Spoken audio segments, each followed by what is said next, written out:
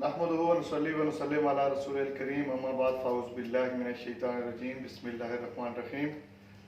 अस्सलामु अलैकुम व रहमतुल्लाहि व बरकातुहू।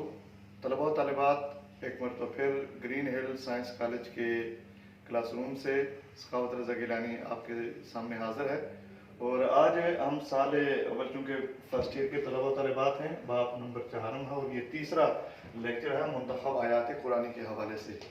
तो आयात कुरानी के हवाले से आज हम जिन आयात को मौजूद सुखन बनाएंगे और आपकी समातों और आपकी वसारतों की नज़र जो लेक्चर हो रहा है उसमें है, पहली आयत मुबारक है बिस्मिल्लाहिर्रहमानिर्रहीम मा आताकुम रसूलु फखुज़ूहु व मा नहाकुम फंतहू,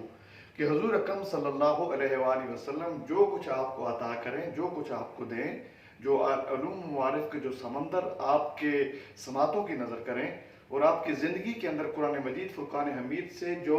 खूबसूरत लाया अमल आपको दें, तो अल्लाह जल्ला जलालहू फरमा रहे हैं कि जो भी मेरा पैगम्बर मोहम्मद रसूलुल्लाह सल्लल्लाहु अलैहि वसल्लम आपको अता करें तो उसको ले लो। कहने का मकसद यह है कि कुरान मजीद फुरकान हमीद वो अजीम किताब है, वो सहीफ़ा फितरत है, वो मानवी इंकिशाफ है कि जिसको अल्लाह जल्ला जलालहू ने हुज़ूर अकरम सल्लल्लाहु अलैहि वसल्लम के क़ल्ब अतर के ऊपर नाज़िल फरमाया। और चूँकि हुज़ूर अकरम सल्लल्लाहु अलैहि वसल्लम के ही वसातत से ये हम तक पहुँची और हुज़ूर अकरम सल्लल्लाहु अलैहि वसल्लम ये बेहतर जानते हैं कि अल्लाह जल्ला जलालहू की मंशा इसके अंदर क्या है, तो लिहाजा हुज़ूर अकरम सल्लल्लाहु अलैहि वसल्लम का अमल, आपका कौल और आपका फ़ेल जो कुछ भी कुरान मजीद फुरकान हमीद की आयात मुबारक के तनाजुर में हम तक पहुँचता है, तो उसके बारे में अल्लाह जल्ला जलालहू फरमा रहे हैं कि जो मेरा महबूब आपको अता करे, इसके अंदर जितने भी उलूम हैं, जितने भी फ़नून हैं, जितने भी अहकामात हैं, इबादात हैं, रियाज़ात हैं और जितने भी इसके अंदर अवामुर और नवाही का एक हसी समंदर इसके अंदर मौजूद है,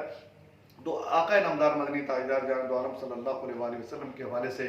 अल्लाह जल्ला जलालहू का ये हुक्म है कि वो आपको अता करते जाएंगे, इसके मानी और इसके मतलब आपको समझाते चले जाएंगे और इसकी जो महकुम और मुतशाबिहात हैं उसके अंदर जितनी आप गवासी करते चले जाएंगे, तो अल्लाह जल्ला जलालहू की प्यारे हबीब सल्लल्लाहु अलैहि वसल्लम के ज़रिए ये कुरान हम तक पहुँचता रहेगा। और ये नहीं फरमाया कि जो कुछ वो अता करें इसमें से वो आप ले लें, उसको यानी उस पर अमर पैरा हो जाएं। और फिर फरमाया वमा नहाकुम फंतहू, और जो कुछ हुज़ूर अकरम सल्लल्लाहु अलैहि वसल्लम उससे मना फरमाएं। मना फरमाने का मतलब यह है कि बहुत सारे उसके अंदर अवामिर हैं, उसके अंदर नवाही हैं। तो कुरान मजीद एक परफेक्ट कोड ऑफ लाइफ है, एक मैनिफेस्टो ऑफ द वर्ल्ड है, पूरी इंसानियत का मंशूर है। तो एक एक चीज़ अल्लाह जल्ला जलालहू ने इंसानियत की राह पर और रहनुमाई के लिए और इंसान होने के नाते हमारे लिए ये खोल खोल कर बयान कर दी है कि ज़िंदगी के ज़्यादा हयात के ऊपर, इस शारा के ऊपर कौन कौन सी ऐसी चीज़ें हैं कि जिनको एक बहसीत मोमिन, बहसीत मुसलमान आपने उनको इख्तियार करना है, और कौन सी ऐसी चीज़ें हैं जिनसे आपने रुकना है, कौन से ऐसे अहकामात हैं जिनके ऊपर आपने अमल पैरा होना है, और कौन सी ऐसी चीज़ें हैं कि जिनसे आपने ज़िंदगी के अंदर रुकना है। तो कहने का मकसद यह है, इस कुरान ने एक एक चीज़ को खोल खोल कर बयान कर दिया है। तो अल्लाह जल्ला जलालहू उसके अंदर खुद फरमा रहे हैं, सहीफ़ा फितरत है कि अफला यतदब्बरून अफला यतफक्करून, इसके अंदर तदब्बर और तफक्कुर क्यों नहीं करते। और जैसे जैसे इंसान गौर और फिक्र और तदब्बर के ज़ाविये के तहत आगे बढ़ता चला जाता है, तो ज़िंदगी के सलीके उसके करीने के अंदर ढलता चला जाता है, तो तब जाकर ये कुरान मजीद फुरकान हमीद हमारी समझ के अंदर आता है। लेकिन फरमाया कि ये भी खुद समझने की बात नहीं है। मेरे प्यारे हबीब सल्लल्लाहु अलैहि वसल्लम के चूँकि क़ल्ब अतर के ऊपर नाज़िल हुआ है और आप ही बेहतर जानते हैं इस कुरान के अंदर इसके मानी और मुतालिब को, तो जिस जिस तरह से वो चीज़ें आप तक पहुँचाएंगे, जो हुक्म फरमाएंगे, और लक़द कान लकुम फ़ी रसूलिल्लाहि उस्वतुन हसना की खूबसूरत इस तनाजुर में, क्योंकि हुजूर की सारी ज़िंदगी हमारे लिए बेहतरीन नमूना है, तो हुजूर अकरम सल्लल्लाहु अलैहि वसल्लम जैसे जैसे हमें जिन जिन चीज़ों का हुक्म फरमाएंगे, क्योंकि हुजूर का हुक्म दर हकीकत अल्लाह का हुक्म है,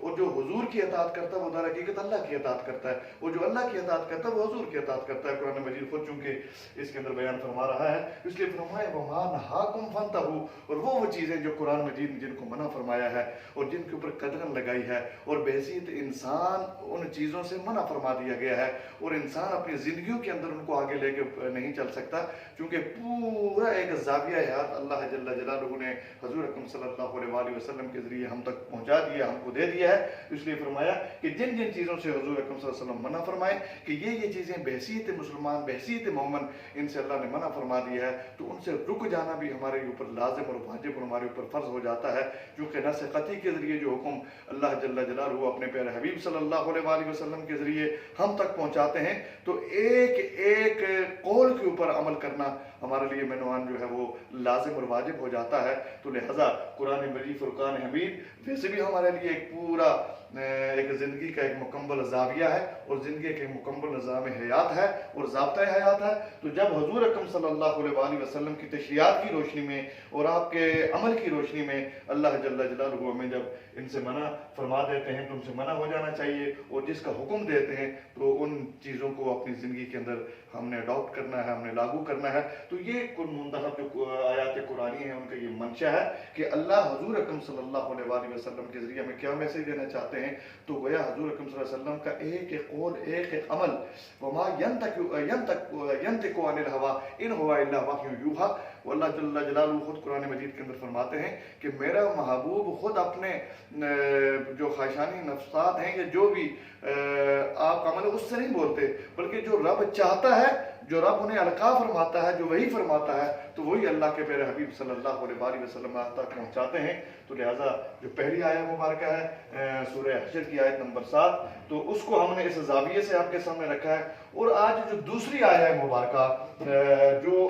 ہمارا موضوع سخن ہے، اور جو قرآن مجید فرقان حمید جس کے بارے میں ہمیں، اور یہ انتہائی روز معاشر کے جان گداز بود اولی پرسج نماز بود، تو وہاں یہ کہ ان الصلاۃ تنہی عن الفحشاء والمنکر، کہ بے شک نماز روکتی ہے برے کاموں سے اور جو فوش کام ہے ان سے روکتی ہے۔ تو ایک مومن کے لیے جو سب سے پہلے زاویہ حیات اللہ جل جلالہ نے قرآن مجید فرقان حمید کے اندر ہمارے لیے ان کو رکھا ہے، اور بالخصوص محمد رسول اللہ صلی اللہ علیہ وآلہ وسلم کے ذریعے اس کا میسج ہم تک کنوے کیا ہے، وہ کیا ہے کہ یہ جو نماز آپ پڑھتے ہیں یہ حکم الہی ہے۔ بے شک اللہ جل جلالہ کا یہ حکم ہے، اور یہ وہ حکم ہے کہ اس کے بغیر کوئی چارہ نہیں ہے۔ زندگی کا کوئی بھی پہلو ہو، اور آپ زندگی کے کسی بھی اس حیت اور کیفیت کے اندر کیوں نہ ہوں، فرمایا کہ اگر کھڑے ہو کر نہیں پڑھ سکتے تو بیٹھ کر پڑھ لو، بیٹھ کر نہیں پڑھ سکتے تو لیٹ کر پڑھ لو، لیٹ کر نہیں پڑھ سکتے اشاروں سے پڑھ لو، لیکن اللہ جل جلالہ کی بندگی کرنی ہے۔ وَأَقِیمُوا الصَّلَاةَ وَآتُوا الزَّکَاةَ کا جو حکم ہے کہ نماز کو آپ نے قائم کرنا ہے،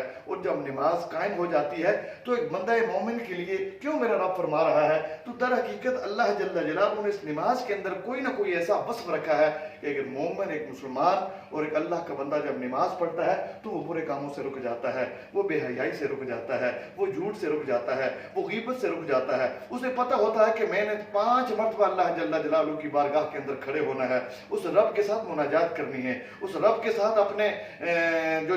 خیالات ہیں ان کا اظہار نماز ہے۔ جب اللہ کی بارگاہ کے اندر انسان قیام کرتا ہے گویا رب کے ساتھ گفتگو کر رہا ہوتا ہے، بلکہ اللہ تعالیٰ نے فرمایا کہ یہ کیا ہے احسان، مرتبہ احسان کیا ہے کہ ان تعبد اللہ کأنک تراہ فإن لم تکن تراہ فهو یراک۔ ارے نماز کے اندر اس طرح کھڑے ہو جایا کرو گویا اپنے رب کو دیکھ رہے ہو۔ اگر یہ کیفیت پیدا نہیں ہو رہی تو کم از کم یہ کیفیت تو اپنے اوپر لازم کر لیا کرو کہ آپ کا رب آپ کو دیکھ رہا ہے۔ تو گویا یہ اتنی خوبصورت عبادت ہے کہ اپنے رب کے ساتھ انسان ہم کلام ہو جاتا ہے، قرآن کے ساتھ ہم کلام ہو جاتا ہے، رب کا قرآن پڑھتا ہے۔ تو جب رب کا قرآن قلب اطہر کے اوپر جو حضور اکرم صلی اللہ علیہ وآلہ وسلم کے اوپر نازل ہوا، وہ پھر مومنین کی زبانوں اور دلوں کے اندر اور ان کی سماعتوں سے جب ٹکراتا ہے، اور پھر اس حیت اور کیفیت کے اندر جب قرآن مجید فرقان حمید انسان نماز کی صورت کے اندر جب اس کی تلاوت کرتا ہے تو یقیناً قرآن کا یہ اعجاز ہے۔ یہ قرآن پھر اپنے بندے کو گمراہ نہیں ہونے دیتا، لیکن اس کے لیے ضروری یہ ہے کہ انسان قرآن کو دل و جان سے اپنی زندگیوں کے اندر ڈھالنے کی کوشش کرے،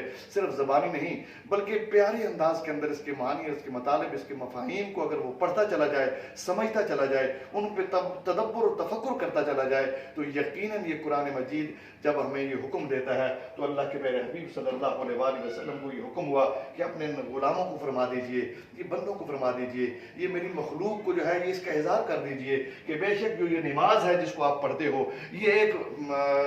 رکن ہے اسلام کا، جو پلر آف اسلام ان میں سے ایک بڑا اہم رکن ہے، اور جب انسان اس کو ادا کرتا ہے تو گویا بے شک ان الصلاۃ تنہی عن الفحشاء، تو یہ برے کاموں سے روکتا ہے، انسان برائی سے بچ جاتا ہے، انسان بہت سے برے کاموں سے پھر جو ہے وہ بچ جاتا ہے۔ تو اس لیے بے شک نماز انسان کو برائی سے اور برے کاموں سے روکتی ہے۔ تو اللہ جل جلالہ سے دعا ہے کہ بالخصوص جو آقا نامدار مدنی تاجدار ہمیں عطا فرماتے ہیں رب کے حکم سے، اس پہ عمل کی توفیق عطا فرمائے اور اس نماز کو قائم کرنے کی توفیق عطا فرمائے، تاکہ ہماری زندگیاں عبادت اور ریاضت کے ساتھ، اس خوبصورت عمل کے ساتھ اللہ جل جلالہ کی بارگاہ کے اندر قبول ہو جائیں۔ وآخر دعوانا ان الحمدللہ رب العالمین۔